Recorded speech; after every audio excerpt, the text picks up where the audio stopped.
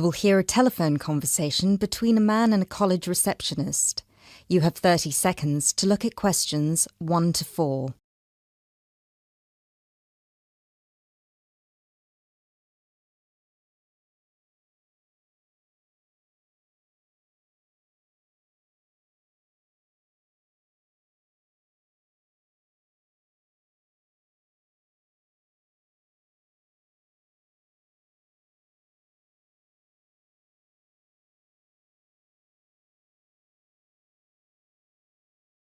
Good morning, Clevedon College. Can I help you? Yes, please. I'd like some information about evening courses this term. Okay.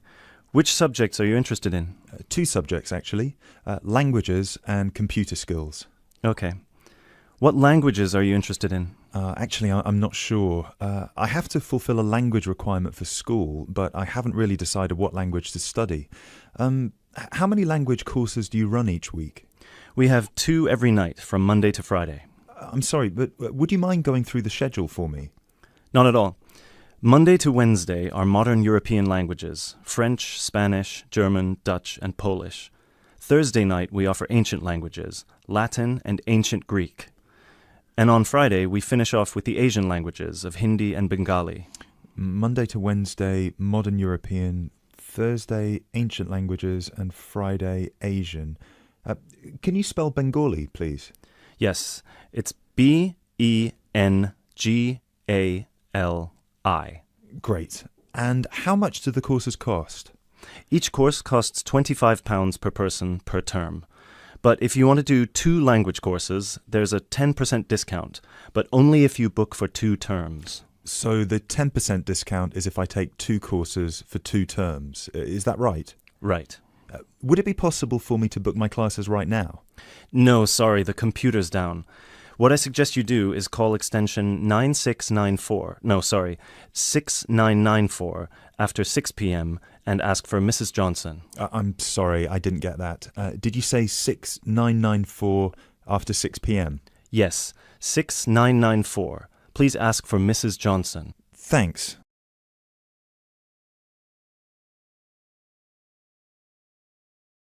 You now have 30 seconds to look at questions 5 to 10.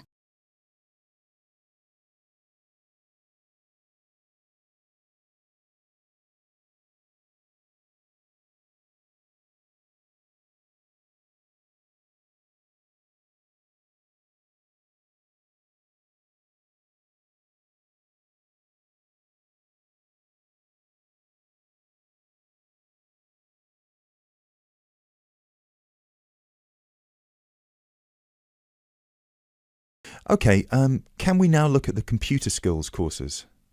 Yes, of course. Computer classes always start in the first week of the month, and the way it works is we offer 1 computer class for the entire month. So you might spend 1 month on databases, another month on Excel, and so on. Classes meet once a week on Tuesday afternoons. The next class starts February 1st. Okay, so for the upcoming month, February... February is going to be databases.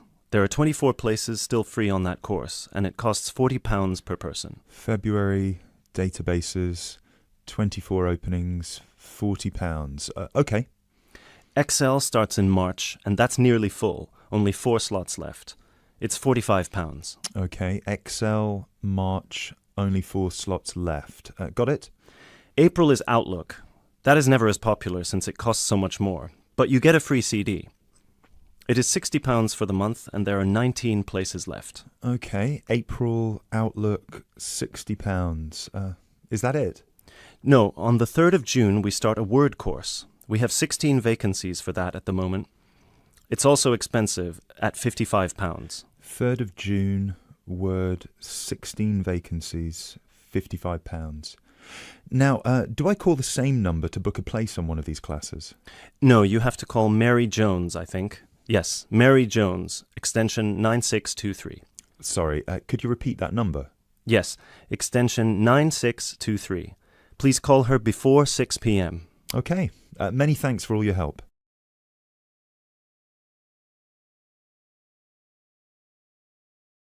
You will hear an introduction for students to a university campus. You have 30 seconds to look at questions 11 to 16.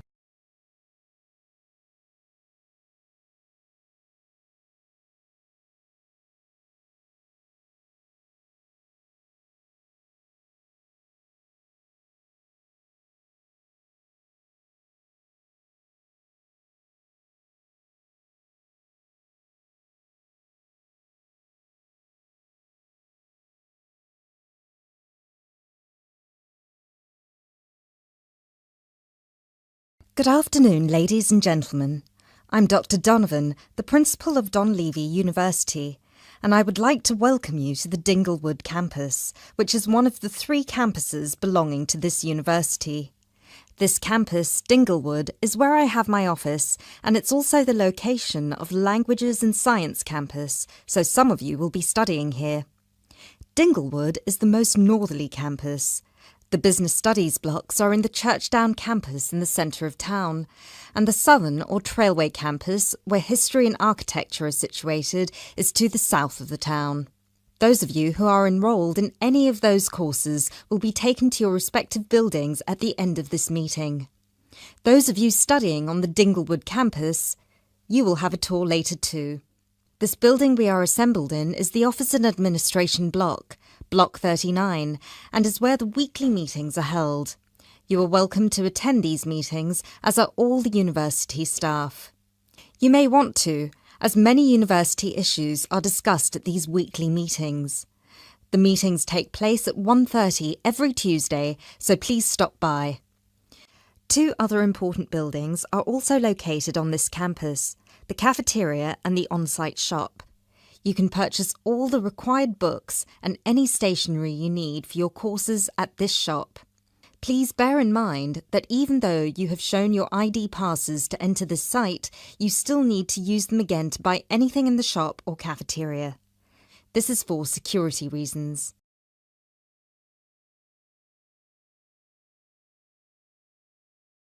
You now have 30 seconds to look at questions 17 to 20.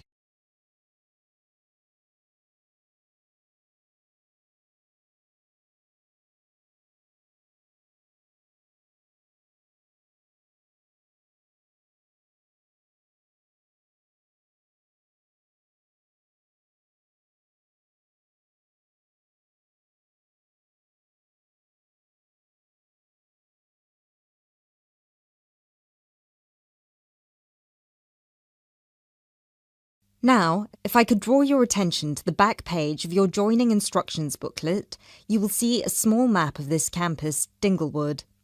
The block we are in now, the Office and Administration block, is located between the Languages Centre, Block 38, and the Physics School, Block 30.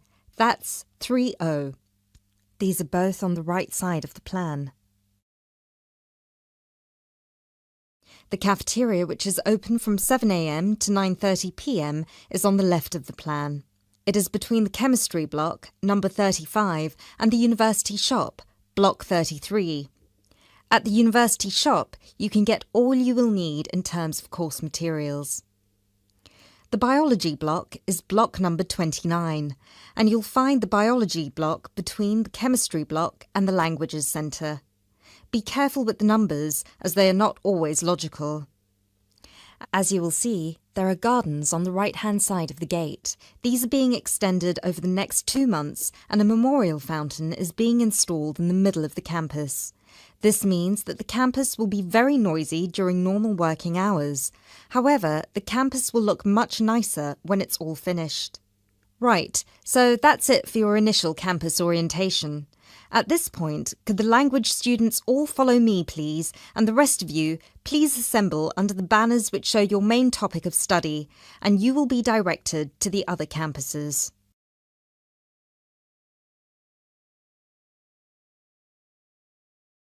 You will hear a conversation between 2 students about a project they are working on.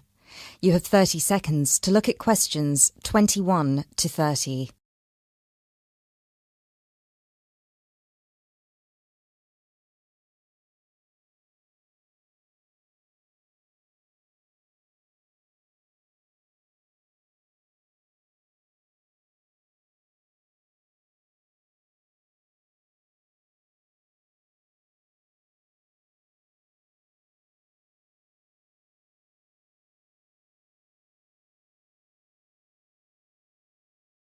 Hi, Bill. How are you? I'm okay now, Sarah, but I was so ill last week. Oh dear. What was the problem? Did you eat that dodgy fish in the canteen?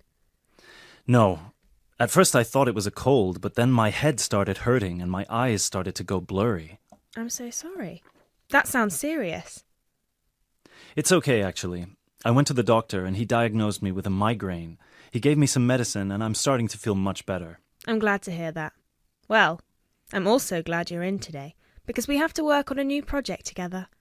Oh, are we in the same section? No, it's just us. No one else.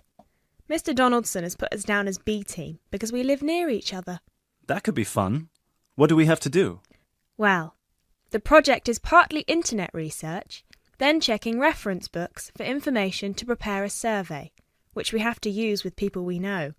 Great. What's the topic? It's to do with shopping over the last 10 years. We have to find out how customers have changed their behaviour. Okay, so what's the first step? I think the first thing to do is check the list of references he gave me. But my computer is in for repair, so if I check in the reference library, would you be willing to look up some references online? Once we're done with the reference checks, we can write the questions together. That's fine. I'll do the internet research. So, what sort of shopping are we looking at? Only food, or goods, or clothes shopping? We have to find people who are willing to tell us about personal things like deodorants, cosmetics, soap or vitamin creams. The other groups are doing food, electrical goods and clothes. That won't be easy, Sarah. People might think those things are a bit private. Yes, I thought about that. I'll ask the women and you can ask the men. That should work okay. Well, if you think so, give me the list of references then. Sorry, I left them in my other bag at Joseph's house. I'll get them for you tomorrow. Okay. Well, then this afternoon I think I'll catch up on the notes from last week. Can you help me, or are you busy? I've made you a copy of the notes already, to save you time. Here you are. Wow, thanks, Sarah. That's so thoughtful. Well, since there's nothing for us to do right now, shall we go for lunch? Actually, I'll have to catch you later.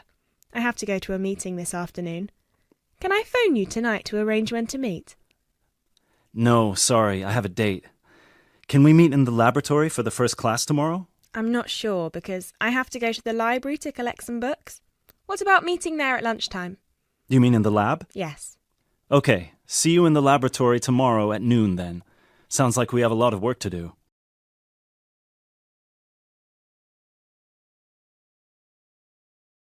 You will hear a lecture from the curator of an art gallery. You have 30 seconds to look at questions 31 to 32.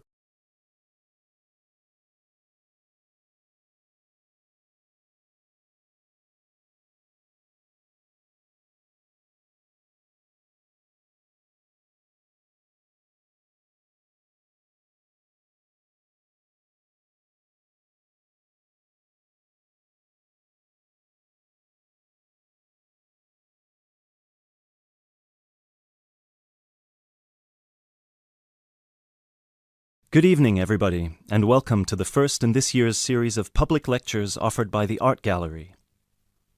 As chief curator of the gallery, I was given the honor of presenting the first lecture, and let me tell you, I had a difficult time deciding what to talk about tonight. Being the curator, I naturally know just about everything that's in this gallery, but I wanted to choose an artist who has a wide appeal. That seems only fair, yes?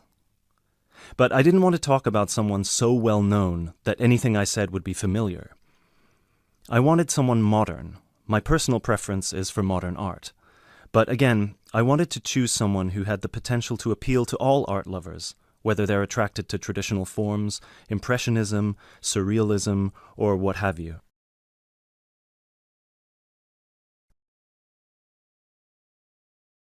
You now have 30 seconds to look at questions 33 to 35.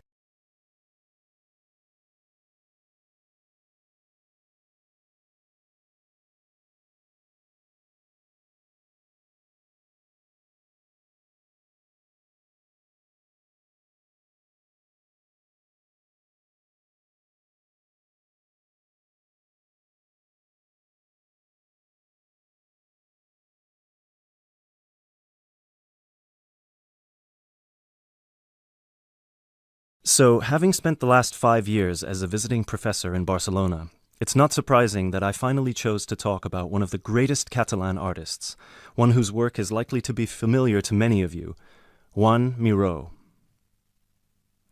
Look at this, and this, And this. Ring any bells? Miró's most famous and most widely reproduced works tend to be like this. Bright primary colors, with lots of asymmetrical forms. He painted on large canvases, larger than himself quite often, and his paintings depicted birds, trees, flowers, and other features of the natural world. But Miró produced a great variety of work, and it's about some of his lesser-known paintings that I would like to speak this evening.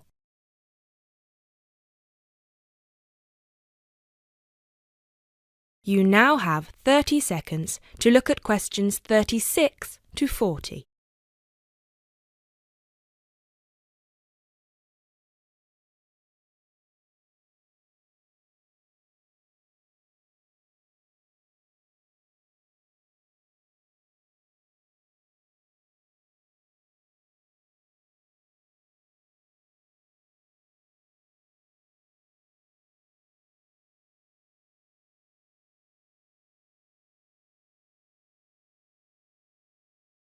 Miró was born in Barcelona in 1893, the son of a goldsmith.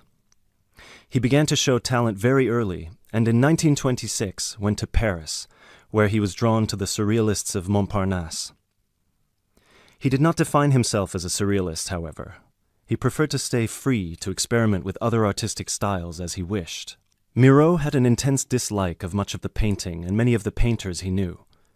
He wished to do something totally different to express his contempt for bourgeois art, and yet, ironically, Miró's success made his work much in demand among art collectors in the world. But we can't really talk about the artist without looking at his art, and that's what I'd like to do now. To take a look at just a few of Miró's works and think about what it is that makes them special. Special to me and to a great number of people who flock every day to the Miró Foundation in Barcelona. Let's start with this one of Miró's best-known and brightest works, Woman and Bird, a sculpture created in 1982. It is on display in a park in Barcelona, often known as the Juan Miró Park. A huge sculpture, towering up into the sky, it reflects Miró's eternal interest in these themes, as well as his more technical interest in materials. This sculpture is covered in mosaic, which gives it a naive and cheerful appearance. It is interesting that this sculpture was completed in 1982, just a year before Miró's death. I think it shows that towards the end, he was feeling as playful as a young man, and I think he wanted to share this playfulness in a park on such a big, very public scale.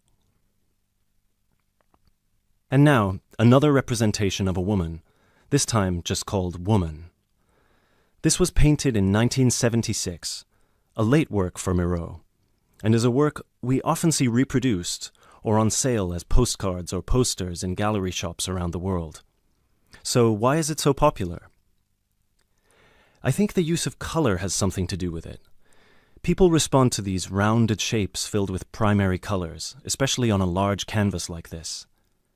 Also, the fact that while it is rather surreal, it is still possible to recognize the form of a woman and to see it as a sympathetic representation. It's a bold, bright painting, and I think that it awakens a reaction in many of us. And finally, something quite different, though still a woman. A harsh, even violent work that was completed in 1939, at a time when Miró was greatly influenced by the events of the Civil War in Spain.